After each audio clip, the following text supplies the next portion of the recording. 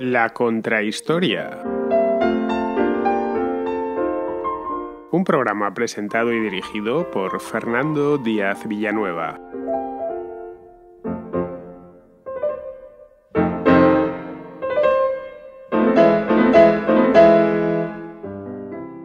El 1 de septiembre de 1939, a las 4 horas 40 minutos de la madrugada, se conoce la fecha y la hora, no en todos los acontecimientos históricos se puede decir lo mismo.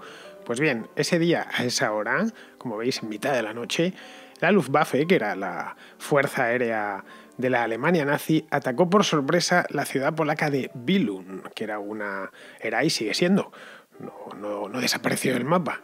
Pues era entonces una pequeña ciudad al sur de Poznań, que es una ciudad mucho más grande, que estaba y que sigue estando en Polonia, no muy lejos de la que entonces era la frontera alemana. Hoy la frontera alemana está mucho más retranqueada hacia el oeste, a raíz precisamente de la guerra que iba a dar lugar, que iba a comenzar aquel día, pues los polacos ganaron país por el oeste. Este ataque, que se realizó, como ya os he dicho, de madrugada, pilló desprevenidos a los polacos. Nadie en un lugar pequeño, provinciano como Billund, se imaginaba que iba a echársele encima nada más y nada menos que la Luftwaffe de Hermann Göring, y fue una masacre. El 75% de la ciudad quedó en ruinas y murieron aproximadamente unas 1.200 personas, casi todas obviamente civiles, porque los polacos allí no tenían instalaciones militares ni nada que se le pareciese. Bien, esto sucedió a las 4:40. A las 4:45, 5 minutos más tarde, cuando aún caían bombas sobre Billund, el acorazado Schleswig-Holstein abrió fuego contra la base polaca de Westerplatte. Está así, ahí había una base militar que estaba junto a la ciudad de Danzig. Es la costa del mar Báltico, para que os hagáis una idea. Horas después, esto había sucedido durante lo más cerrado de la noche, poco después de amanecer, aproximadamente a eso de las 8, la Wehrmacht, que era el ejército de tierra de Alemania, atacó tanto desde Pomerania, es decir, desde el oeste, como desde la Prusia oriental, desde el este. Danzig se había quedado aprisionada entre dos partes de Alemania, por eso se le llamaba el pasillo de Danzig, porque era un pasillito para que los polacos, que salió del Tratado de Versalles, para que los polacos pudieran, a la recién nacida Polonia, o renacida Polonia, porque Polonia ya había existido en el pasado, tuviese acceso al mar. A Danzig, que era en esencia una ciudad alemana, pues le habían dado un estatuto especial de ciudad libre. Bien, ese mismo día, las tropas alemanas entraron en la ciudad de Danzig, la ocuparon. Ya digo que tenía un estatuto especial de ciudad libre, pero no tenía tropas alemanas acantonadas, como os podéis imaginar. Una vez dentro, dieron 2 horas al alto comisionado de la Sociedad de Naciones, que era un suizo, para abandonar la ciudad. Y acto seguido se la anexionaron al Reich. Fue una cosa muy rápida que se hizo, pues prácticamente, se hizo en una mañana realmente. No hubo ninguna resistencia, porque, como os comentaba, Danzig, que estaba poblada por alemanes, el 95% de la población de aquella ciudad era alemana. Antes de la Primera Guerra Mundial, del Tratado de Versalles, había sido una ciudad que forma parte de Prusia, y entonces no tenía un porcentaje pequeñito, el 5% aproximadamente de población polaca, pero era insignificante. De hecho, el alcalde presidente de la ciudad tenía elecciones, tenía un senado, una cámara municipal. El alcalde presidente de Danzig era del partido nazi. Los propios nazis se habían presentado durante años al Senado y a los órganos de gobierno de la ciudad. 2 días más tarde, ya el día 3 de septiembre, esto sucedió todo durante el día 1, el día 2 fue un día de calma, y el día 3 de septiembre Francia y el Reino Unido declararon la guerra a Alemania a causa de Polonia. El país ya estaba medio invadido y no les quedó otra. Habían casi jurado con sangre que defenderían a Polonia. No pudieron defenderla, pero al menos tenían que honrar a su palabra. El problema es que ni Francia ni el Reino Unido deseaban la guerra, y además no estaban preparados para ella. No podían, por ejemplo, contraatacar con rapidez en la misma frontera occidental de Alemania. No ya es que pudiesen contraatacar en la propia Danzig, que eso era directamente imposible, sino que ni siquiera podían devolver el golpe en la frontera del Rin. Aprovechando, como hubiera sido perfecto, porque podrían haber aprovechado que la mayor parte del ejército alemán se encontraba en esos momentos invadiendo Polonia. La Segunda Guerra Mundial, en ese punto, se puede decir que ya había comenzado, y todo indicaba, por lo menos si nos colocamos mentalmente en el día 3 de septiembre de 1939, que la iba a ganar Alemania.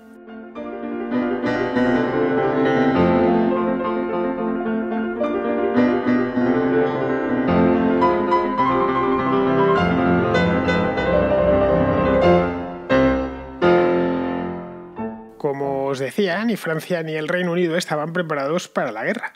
Y además no la querían. Habían ido tolerando durante los años anteriores, pues le habían ido tolerando prácticamente todo a Adolf Hitler. Le pasaron cuando remilitarizó Renania. Le pasaron cuando anexionó Austria, el Anschluss famoso. Le pasaron cuando ocupó Bohemia desmembrando Checoslovaquia, que era uno de los países nacidos del final de la Primera Guerra Mundial. Tanto lo que es hoy la República Checa como Eslovaquia pertenecieron al Imperio Austrohúngaro. Los aliados habían puesto Polonia como una especie de límite, ¿no? Que ya no se podía cruzar de línea roja.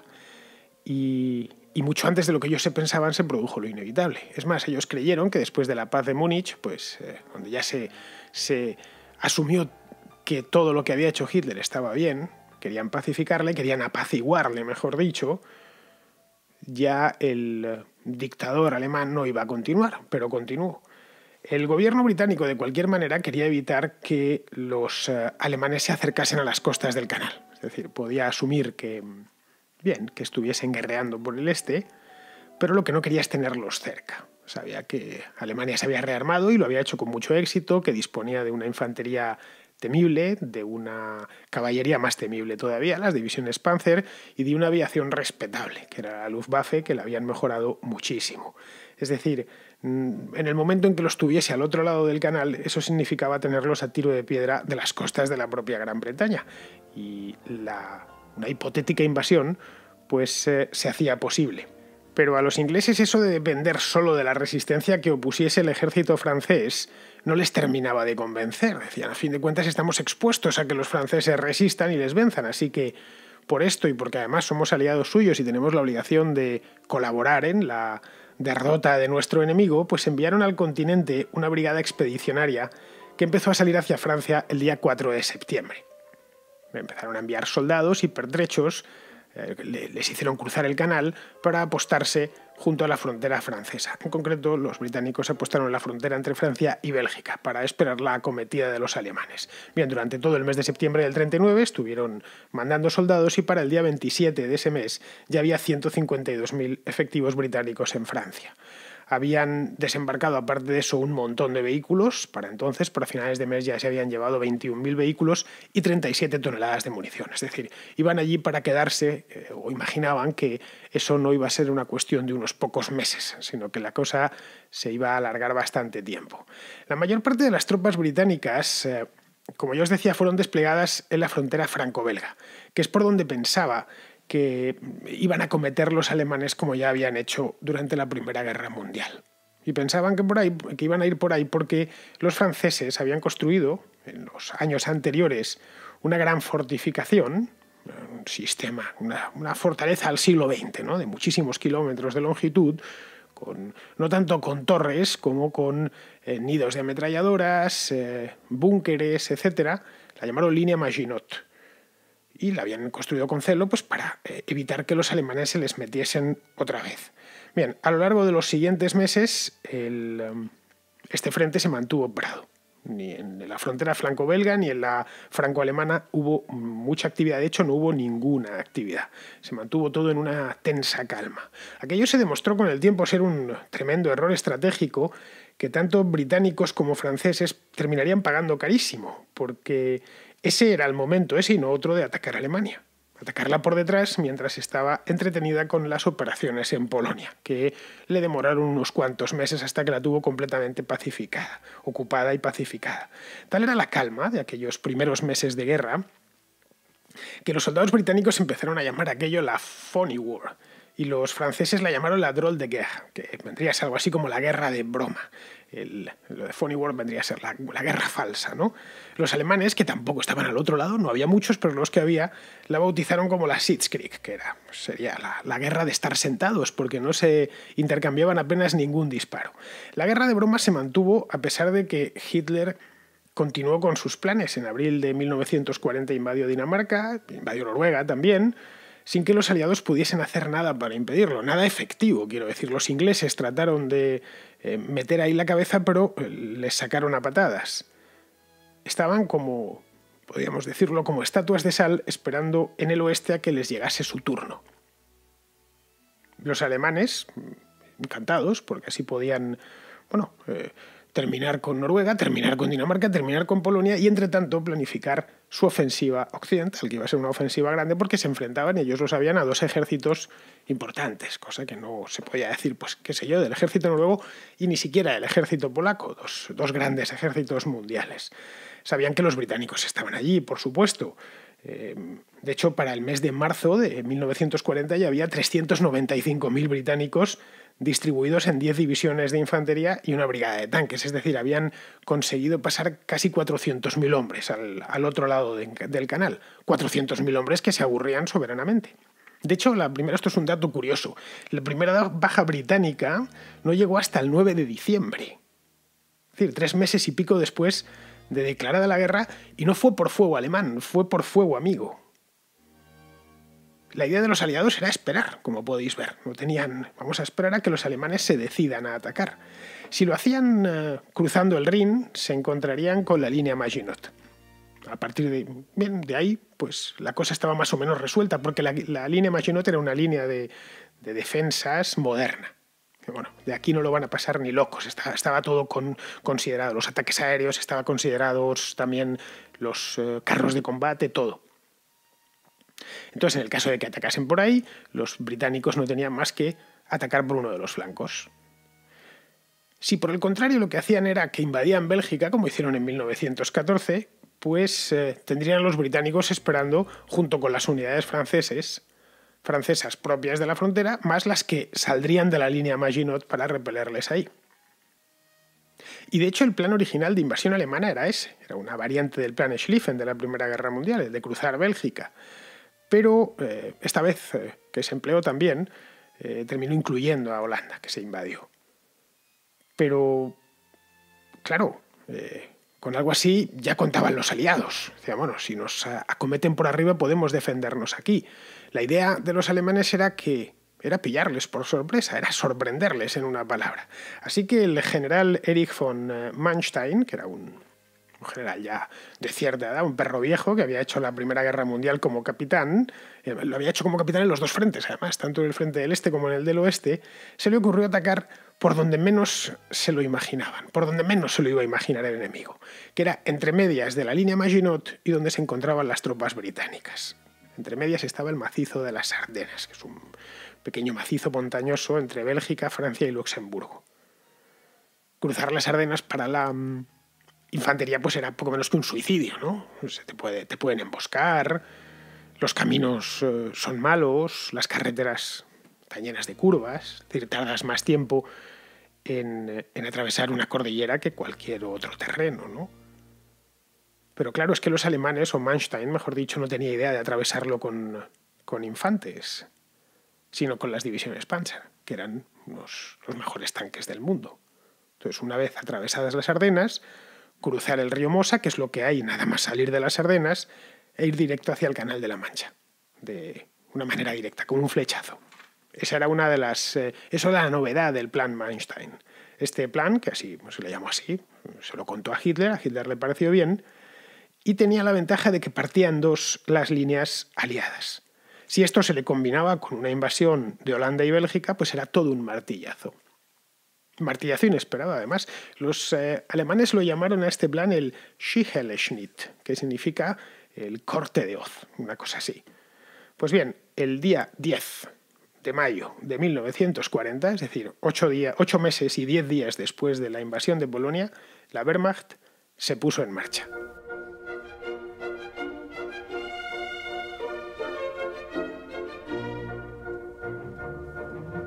Tal y como estaba previsto, el general Fedor von Bock, que era uno de los generales a cargo de la ofensiva, invadió Holanda y Bélgica, mientras el general von Rundstedt penetró en las Ardenas. Los expedicionarios británicos, que no sabían muy bien por dónde les iba a caer, les informaron de que habían entrado en Bélgica y salieron en su búsqueda. para frenarles pues, antes de que pudiesen entrar en Francia. Pero eran demasiados y estaban además mejor armados los propios alemanes. No quedaba otra que retirarse, y más teniendo en cuenta que Rundstedt con sus tanques bajaba desde las Ardenas. Entonces, casi ese mismo día tuvieron que ya plantearse la retirada hacia el otro lado del río Mosa. Cuando vieron que el río Mosa lo superaban con mucha facilidad, pensaron en retirarse hasta el río Escalda, que es el siguiente. El río Escalda es la última línea segura antes del canal. El Escalda corre en paralelo a la costa belga, aproximadamente a unos 50 kilómetros, creo yo, ¿no? Si llegas a una playa en la playa Ostende y te pones a caminar, pues a los 50 kilómetros de llano llegas al Escalda. El Escalda, para que lo situéis en el mapa, es el río que pasa por Gante y que luego va a desembocar a Amberes. Más o menos ya lo tenéis en la cabeza. Es el primer río que uno se encuentra desde la costa, ya digo, desde la del Mar del Norte. Pero las posiciones del Escalda no tardaron en caer. Los alemanes venían con todo, literalmente.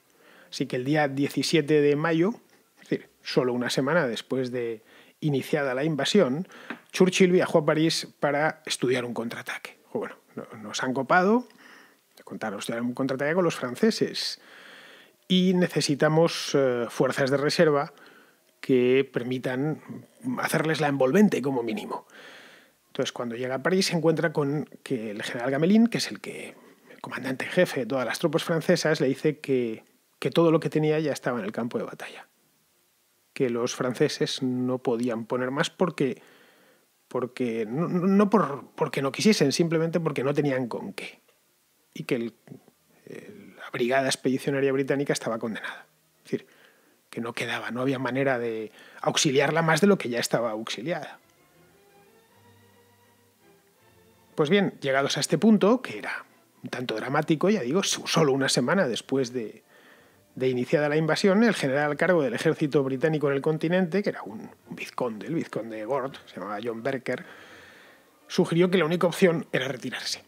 Pero bueno, si no nos podemos defender, los franceses no tienen preparado nada, carecen de reservistas, pues la única opción es retirarse a un puerto seguro y evacuar desde ahí. Porque claro, eran muchos soldados los que quedaban ya os he dicho que habían trasladado casi 400.000 soldados hasta Francia. Y hacerlo desde un puerto no bastaría teniendo en cuenta lo rápido que avanzaban los alemanes, que iban a toda prisa y que llegaban muy bien armados y que tenían además apoyo aéreo.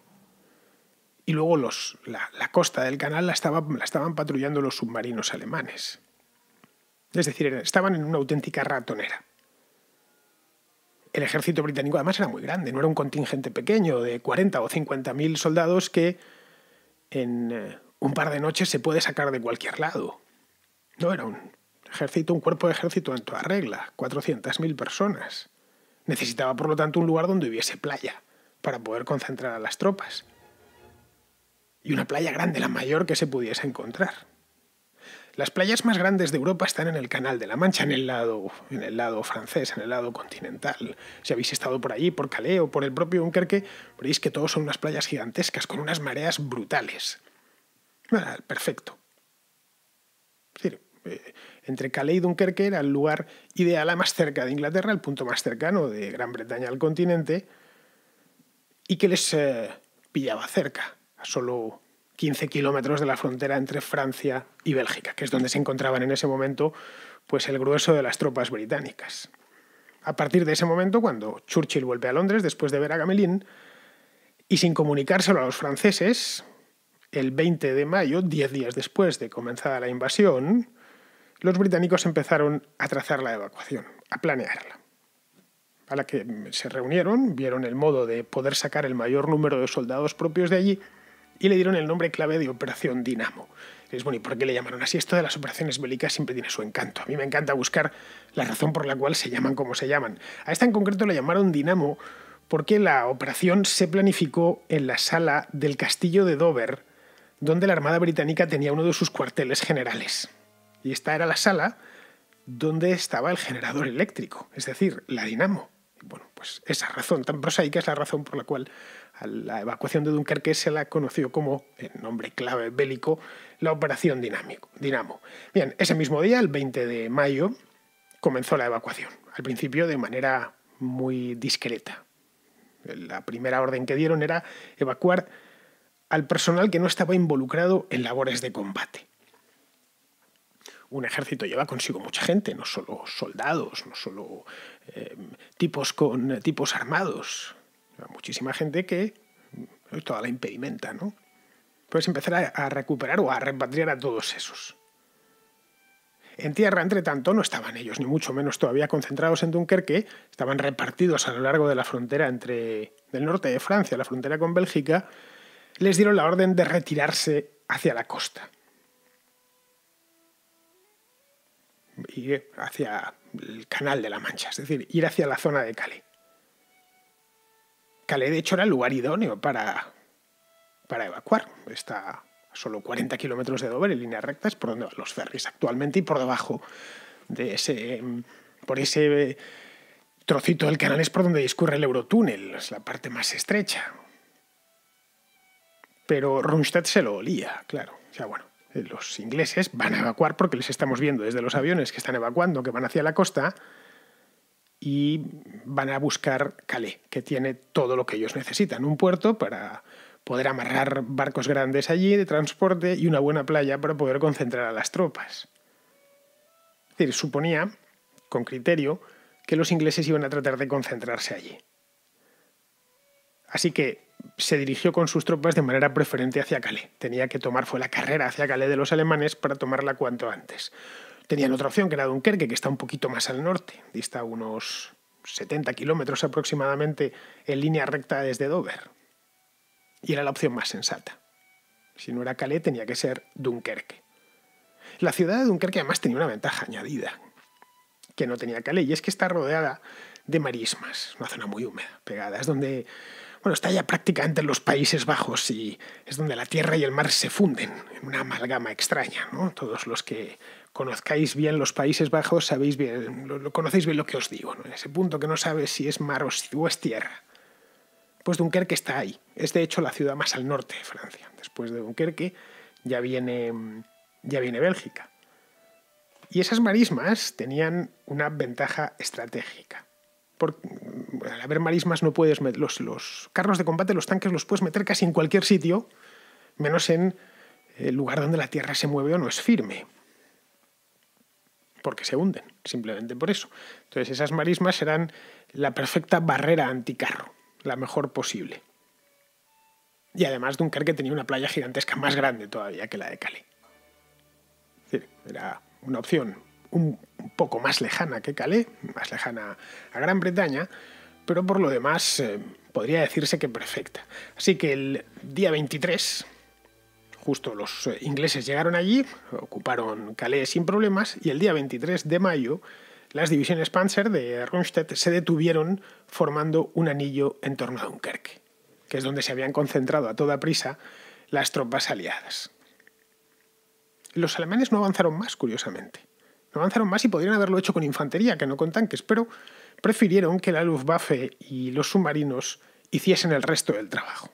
Lo habían visto desde el aire, sabían que tenían allí una bolsa con 300 y pico mil soldados, más si sumamos los franceses, a los que podrían sitiar como en las ciudades antiguas. Tenían a los submarinos en el mar, a los aviones en el aire, y se les podría sitiar desde las afueras de la ciudad y bombardearles.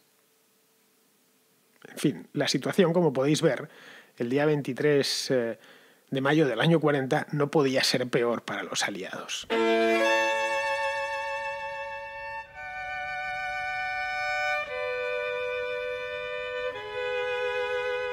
En Londres no tardaron en hacerse cargo de la gravedad de la situación.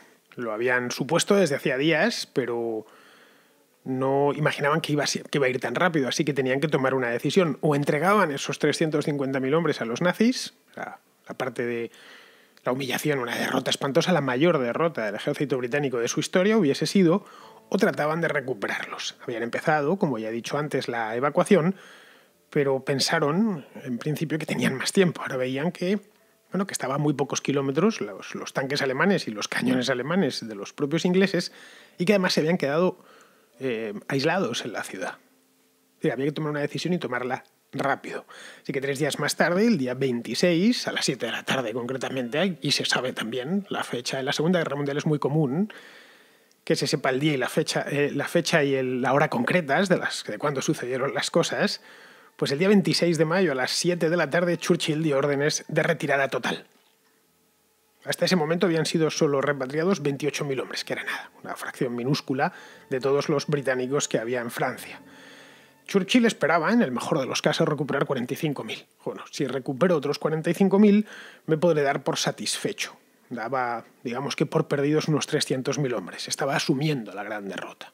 Bueno, si consigo al menos llevarme a los comunes, que he salvado 45.000 soldados, los mejores, pues los heridos, aunque sea, ¿no?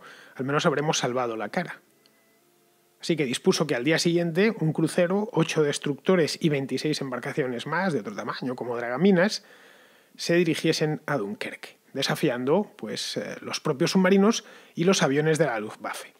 Para combatir a los aviones de la Luftwaffe, dispuso que saliesen aviones de la RAF, pero no todos, ni muchísimo menos. Él ya sabía que después de esta gran derrota de Dunkerque iba a venir la invasión de Inglaterra y necesitaba guardar. De ahí que no mandaron la flota británica, era la mayor del mundo, y como ya os he dicho, pues enviaron muy pocos barcos. Si os fijáis, solo de todos los que tenían, que eran muchísimos, un crucero, solo 8 destructores. Y de los aviones pusieron un montón de ellos en el aire, pero ni muchísimo menos echaron toda la carne al asador. La RAF asignó solo 16 escuadrones. No era mucho, pero era lo que estaba dispuesto a arriesgar Churchill antes de que los nazis se echasen encima de Inglaterra. En cierto modo, y bien pensado, bueno, o sea, lo que le quedaba. Vamos, si hay que... vamos a recuperar lo que podamos y luego nos atrincheramos en la isla. No podemos arriesgar que nos hundan nuestros mejores barcos, que nos tiren a nuestros mejores pilotos. Desde un punto de vista puramente bélico-estratégico, es desalmado sin ninguna duda, pero ya digo, desde un punto de vista estratégico es probablemente la única opción que le quedaba. Desde luego no era suficiente para sacar a 350.000 hombres de las playas y de Dunkerque con los alemanes a solo unos kilómetros de distancia. Es decir, no tenía ni la capacidad suficiente ni el tiempo. Los franceses además poco podían hacer. No, es que van a venir, la bolsa que nos han metido en Dunkerque la van a aliviar los franceses que van a entrar por detrás. Todo lo contrario, el primer ejército francés se rindió en Lille el día 31 de mayo, es decir, poco después.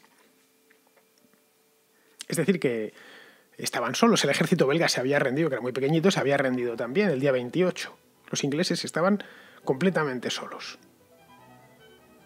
La Luftwaffe además no quería dejarles salir, o no fácilmente. Lo primero que hizo fue una serie de misiones quirúrgicas aéreas para inutilizar los muelles de Dunkerque. Dunkerque ya tenía un puerto importante, pero con buenos muelles, pues había que inutilizarlos para evitar que los barcos, los grandes navíos ingleses, atracasen ahí. Solo les quedaba, por lo tanto, evacuar desde la playa. Con botes, se colocaba adelante unos 300, 400 metros de la costa, o 500, o incluso 1 kilómetro, si era un barco con mucho calado. Se situaba delante de la costa, cargaban los botes en la playa y se subían los soldados que tenían que subir por unas redes. Claro, eso está bien, pero es muy lento. Así que tuvieron que aprovechar, vieron que había 2 espigones dentro del puerto de Dunkerque y construyeron sobre ellos 2 muelles improvisados, que pasarían a ser los 2 espigones de Dunkerque. Pero con todo, es decir, aún utilizando un espigón o 2 espigones como muelle, no era suficiente, no había tiempo material. El día 28 solo consiguieron rescatar 17.000 soldados. Hicieron un cálculo y vieron que a ese ritmo necesitaban 20 días para completar la evacuación completa. Y eso era imposible. Dunkerque estaba sitiado. Es decir, no había... Cuando digo sitiado es en sentido estricto. No es que tuviera a los alemanes al otro lado de la marisma, es que no tenía. Los alemanes se habían encargado de cortar la electricidad, de cortar el agua, y apenas les quedaban provisiones. Es decir, los soldados estaban tirados en la playa, muertos de sed y muertos de hambre. Es decir, en 20 días o los mataban los estucas o los mataba el hambre y la sed. Era una disyuntiva bien fastidiada. Pero al día siguiente sucedió que consiguieron doblar el número de rescatados, de evacuados, con 47.000. Y al día siguiente, el día 30, consiguieron trasladar 53.000 y el día 31 68.000. Así los números sí quedaban. Y diréis, ¿y qué había pasado de un día para otro? Pues había pasado, es decir, el milagro se había producido no por causa de la Marina de Guerra, que era la que era, que además algunos barcos de la Royal Navy los estaban hundiendo, los Stukas. De hecho, creo que el día 31 perdieron 3, les hundieron 3 delante de la playa. No era causa de la Marina de Guerra, sino de la Marina Mercante, de toda la Marina Mercante, no solo de los que transportaban cosas, bienes. El almirantazgo había pedido el día 28 a los dueños de cualquier tipo de embarcación del sur de Inglaterra que la pusiesen al servicio de la Armada. Ya gobernándola ellos, es decir, gobernándola hasta Dunkerque, o dejándoselo a marinos de la Royal Navy. Si usted no quiere llevar el yate o el barquito de pesca hasta Dunkerque porque le da miedo, porque no sabe, nosotros le ponemos un capitán para que vaya hasta allí. Ahora, no le garantizamos que el barco vaya a volver, porque vamos a recoger soldados, ¿no? Bien, con algo así los alemanes no contaban. Ellos suponían que los 350.000 soldados británicos tenían que salir en barcos de la Armada Británica, no en barcos de pesca. Así que de un día para otro el canal se llenó de barcos de todos los tipos y tamaños. Había de todo, desde prácticos de puerto hasta barcazas del Támesis, pasando por pesqueros, yates de recreo y botes salvavidas de barcos más grandes. Esos eran los más valorados, porque estaban pensados para esa situación, para salvar a náufragos, tenían gran capacidad. Botes salvavidas es todo capacidad, es meter mucha gente en poco espacio y además iban a motor. Es decir, podían hacer el recorrido en pocas horas.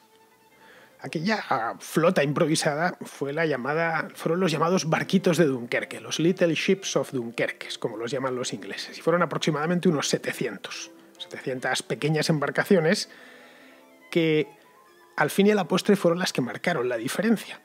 Algunos, de hecho, eran realmente pequeños. Hay uno que se llama el Tamzine, lo podéis buscar en internet, Tamzine, que era un pesquero diminuto, de solo 4,5 metros de eslora. La odisea del Tamzine es tan fabulosa que los ingleses terminaron homenajeándolo y lo metieron en un museo. Lo podéis ver, está en el Imperial War Museum de Londres, por si le queréis echar un vistazo. Es literalmente un esquife. Bueno, pues participó en las labores, era el más pequeño, 4,5 metros. Pues gracias a estos barquitos de Dunkerque, entre los días 1 y 4 de junio se pudieron rescatar los 150.000 hombres que quedaban en la playa. Fue una cosa literalmente milagrosa.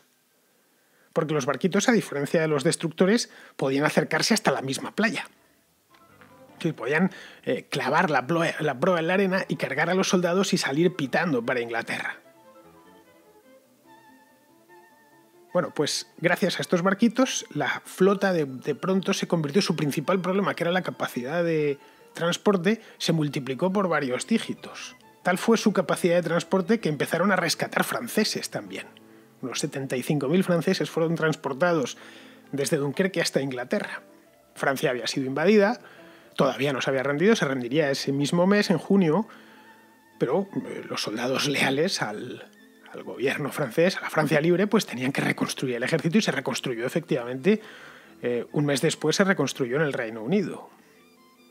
Pues bien, el día 4 había terminado, ya está. Había sido una cosa milagrosa, pero terminaba. Y ese mismo día Churchill se presentó ante la Cámara de los Comunes y dio uno de sus discursos más famosos. Lo habréis escuchado más de una vez, lo habréis leído, pues una de esas piezas oratorias que han pasado a la historia y que durante generaciones se seguirán repitiendo. Es la que dice eso de continuaremos hasta el final, lucharemos en los mares y océanos, defenderemos nuestra isla cueste lo que cueste, lucharemos en las playas, lucharemos en las pistas de aterrizaje, lucharemos en los campos y en las calles, lucharemos en las colinas, nunca nos rendiremos. Lo habréis...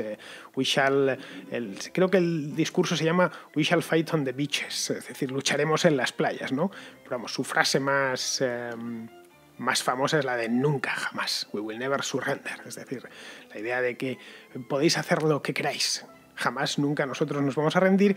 Y además, en ese mismo discurso le hacía un hat tip a los norteamericanos diciéndoles que, bueno, que cuando ellos vean el viejo mundo, el nuevo mundo, a ver si viene a liberar al viejo.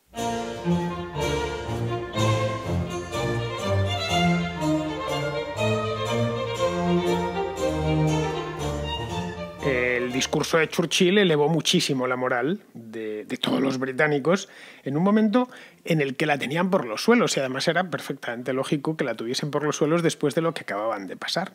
Es decir, evacuar a 350.000 hombres en una semana, desde una playa al otro lado del Canal de la Mancha, pues es una gesta, eso es indudable. Pero no deja de ser una retirada. Y como recordó el propio Churchill, las guerras no se ganan con evacuaciones. Ninguna guerra se gana evacuando, ninguna guerra se gana defendiendo. Las guerras se ganan atacando y derrotando al enemigo. Entonces, ellos no habían derrotado a nadie, simplemente habían conseguido salvar el pellejo. El tema es que habían conseguido salvar miles de pellejos y eso les hacía sentirse, al menos medianamente pagados y, ya digo, con la moral recuperada. Se sentían en suma felices de no haber perecido, porque podría haber sido muchísimo peor. Es decir, que aparte de la humillación, de la que, por cierto, la propaganda nazi puso toda la sangre que pudo, hay un montón podréis encontrar por internet panfletos de propaganda que hacían los nazis hablando de Dunkerque, como una de las grandes hazañas bélicas alemanas durante la guerra. Pues aparte de la humillación es que habían perdido mucho. Los británicos perdieron 68.000 hombres en Francia, entre muertos, heridos, desaparecidos o capturados por el enemigo. Muchos cayeron del cuerpo expedicionario británico. 68.000 hombres son muchísimos, y más cuando lo siguiente que temes es que te vayan a invadir el país. Y luego durante la evacuación la Royal Navy perdió 6 destructores, algunos de ellos recién adquiridos, como el Havant, que llevaba solo unos meses en la flota. De hecho, había sido incorporado en la flota en septiembre, justo con la declaración de guerra. Y en el aire, la RAF perdió 146 aparatos, de los cuales 42 eran Spitfires. Perder un avión era costoso, porque los aviones eran productos de lujo, pero era mucho más costoso perder un piloto. Formar un piloto era carísimo y llevaba mucho tiempo. De ahí que cada vez que se les caía un avión, se les estaba cayendo toda una inversión en dinero y en tiempo que habían hecho en él. La idea de salvar a los pilotos era fundamental. Y no tenían como... Posteriormente se inventó eso de asientos eyectables ni nada por el estilo. El piloto o amerizaba o se tiraban paracaídas de aquella manera. En la película esta de Nolan, de Dunkerque, una de las partes de la película es la historia de 3 pilotos. Bueno, pues ahí se puede ver a la perfección, los sinsabores de los pilotos de Spitfires. Bueno, pues además de todo lo que habían perdido, de seres humanos, de barcos, de aviones, pues habían dejado abandonados 65.000 vehículos, 70.000 toneladas de munición, 147.000 toneladas de combustible y 400 tanques. Es decir, habían dejado prácticamente no, todo el material de guerra. Se habían llevado las armas de mano y poco más. Y algunos ni siquiera eso. Los alemanes lo celebraron alborozados. Les faltó poco menos que pasearlo por Berlín, ¿no? Todo como los ejércitos antiguos. Es decir, que Dunkerque había sido, además de un milagro, había sido sobre todo una derrota. Aunque los ingleses, que en esto, especialmente en la Segunda Guerra Mundial, lo vieron desde el principio, supieron que era una derrota, pero no una derrota cualquiera, una gloriosa derrota.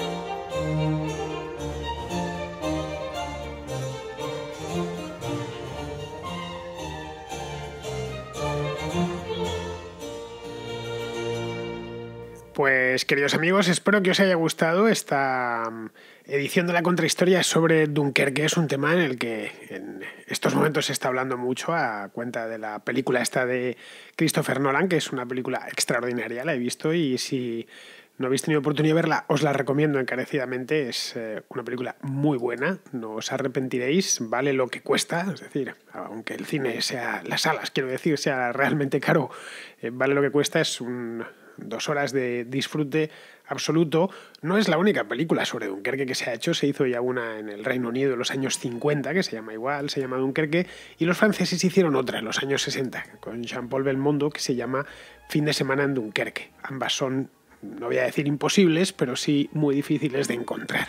Es un cine antiguo, cine clásico, ya veis, pues con 50 o 60 años de antigüedad, pues bueno, quién sabe, lo mismo uno en Amazon o por ahí en algún sitio, en alguna librería de viejo puede encontrar estas películas, no lo sé, yo no he visto ninguna de las dos, sé que existen, pero vamos, no he tenido oportunidad de verlas, no fueron en su momento taquillazos al nivel de la de Christopher Nolan en nuestros días. Por lo demás, respecto a documentales hay un montón de ellos, y bibliografía en Inglaterra, más que en ningún otro país, pues sí se ha publicado mucho, no tanto en español, sobre este tema de Dunkerque, porque es un capítulo más dentro de lo que fue la batalla de Francia.